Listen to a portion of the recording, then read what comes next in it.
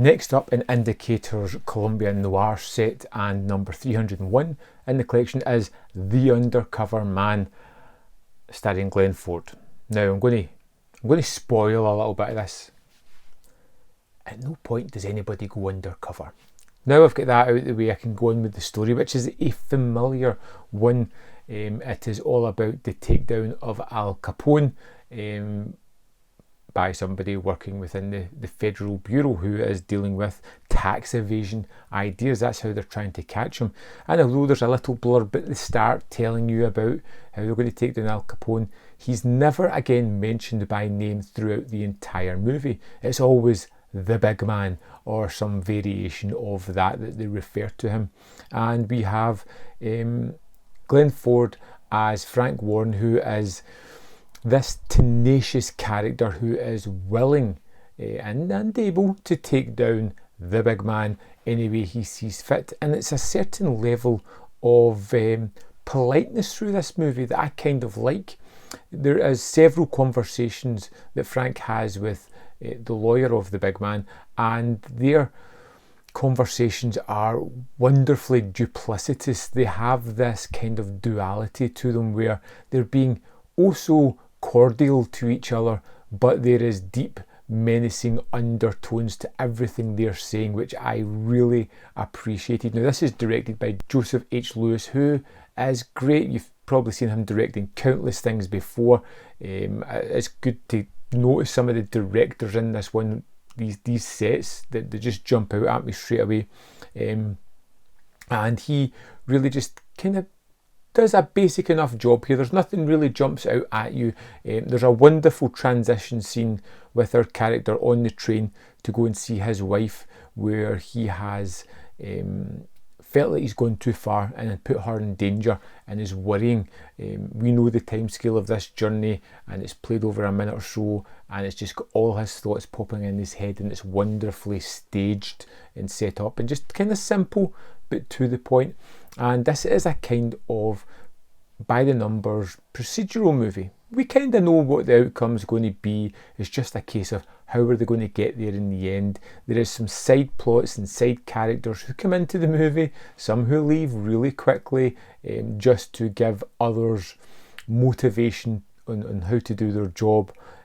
Pretty much that's why they are. There's a police sergeant that goes early on. There is a bad guy who goes, whose family come into place and just denounce the mafia and want him to save the day, which it feels really tropey and it feels really on the nose, but it doesn't feel too like that when you're watching it. It feels kind of like the right typical kind of motivation that the character needs, that little push at that moment to never give up, just as he's starting to doubt himself. I did quite like The Undercover Man. It wasn't as good as Escaping the Fog, but it was nowhere near a bad movie. I was engaged with the characters. I loved the look of the movie. Again, another transfer that is just simply wonderful.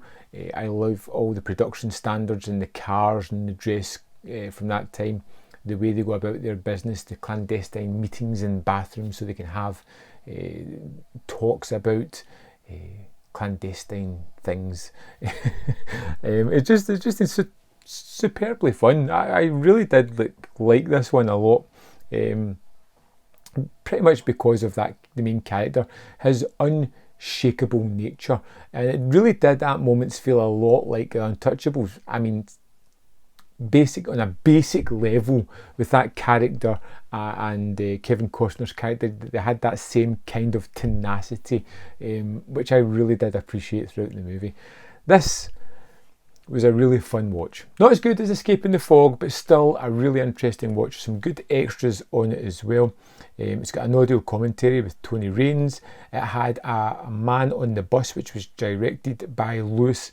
Now, the Man on the Bus was a 29-minute extra where it's just basically these 5 or 6 characters. They're moving to Israel. They're on a bus, they're going through the desert, it breaks down. As they're kind of stranded there, they all tell their tales of how they ended up there. It is really on the nose, but I really enjoyed it. you know, even though it feels very typical of these kind of things, and each story is horrific in its own way, it was still really interesting. It looked pretty great, and I kind of enjoyed this one a lot, which, you know, it's saying something, I suppose.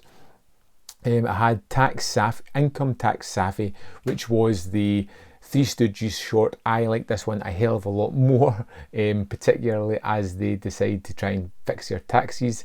Then their expensive tastes come out as income tax people try and catch them. Plenty of fun scenes, and the slapstick was really kind of fun in this one. This was a world premiere on Blu-ray, and I'm really glad to have watched this. I would love to know your thoughts on this one. Let me know in the comment box below, and I will see you next time on Man v Film.